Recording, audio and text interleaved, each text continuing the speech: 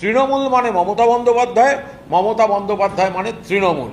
4 দিন আগে সিপিএম করা মাল লাত খেয়ে তারপরে তৃণমূলের পায়ে ধরে এখানে এসে জায়গা দেয়া, তৃণমূলের হয়ে রাজ্যসভা, তৃণমূলের হয়ে বিধানসভা, তৃণমূলের হয়ে আইএনটিটিউসি সভাপতি, তৃণমূলের হয়ে কমিটির মেম্বার, আর আজকে আসল তৃণমূল নিজেদের প্রতিষ্ঠা হওয়ার পর আজকে ওই মহিলার কাছ থেকে দল আর প্রতীক ছিনিয়ে নেওয়ার খেলা। এরা তো নিজেদের মায়ের পিঠে ছুরি মারতে পারে যারা এই খেলা খেলে। Patronised by BJP, misused by ECI, কয়েকটা গদ্দারকে কুনকি হাতির মতো ব্যবহার করেছে। দেখুন না তাদের মধ্যে কয়েকজনের বিরুদ্ধে কি কি মামলা আছে।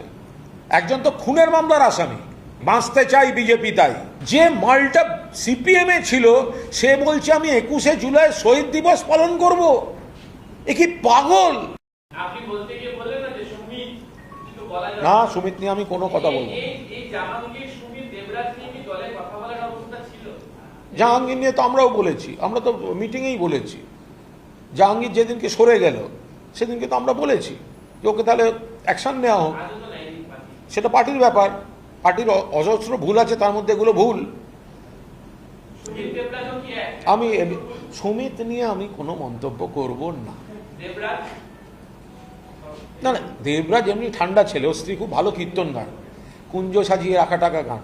কিন্তু কথা হচ্ছে ওই এখানে দাঁড়িয়ে যে অভিযোগগুলো এসে সেটা তো ওকেই ডিফেন্ড করতে হবে, সেটা তো আর আমরা ডিফেন্ড করতে পারবো না।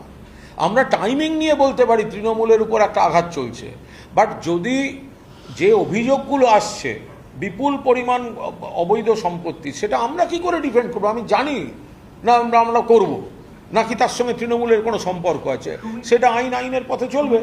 এই সব কটা এক, এই জাহাঙ্গীর, পুষ্পা, একটা তাল পাতার সেপাই, বস বস বস হেঁটে আসছে একটা কনভয় নিয়ে। জাহাঙ্গীর ভোটের আগে পালিয়ে গেল।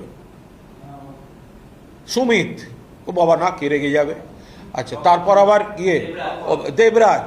তো এই যে এলাকা ভিত্তিতে যে এই ধরনের কালচারটা শুরু হয়েছিল, ঠিক কাজ হয়নি।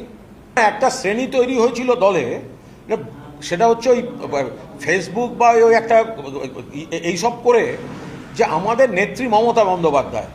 কিন্তু যদি পাড়ায় পাড়ায় আমরা যদি দেখি এইভাবে তৈরি হয়েছে যে মানে বস দাদা, হ্যাঁ, এই ধরনের সমস্ত, তারপর সব মিউজিক চালিয়ে স্লো মোশনে হাঁটতে হাঁটতে, তো এইগুলো করতে গিয়ে জিনিসটাকে পুরোদস্তুর একটা অদ্ভুত শ্রেণী তৈরি হয়েছিল, একটা এলিয়েন গোছের শ্রেণী তৈরি হয়েছিল, অদ্ভুত, অন্য গ্রহ থেকে আসা, যাদের সঙ্গে যেন মাটির কোনো সম্পর্ক নেই।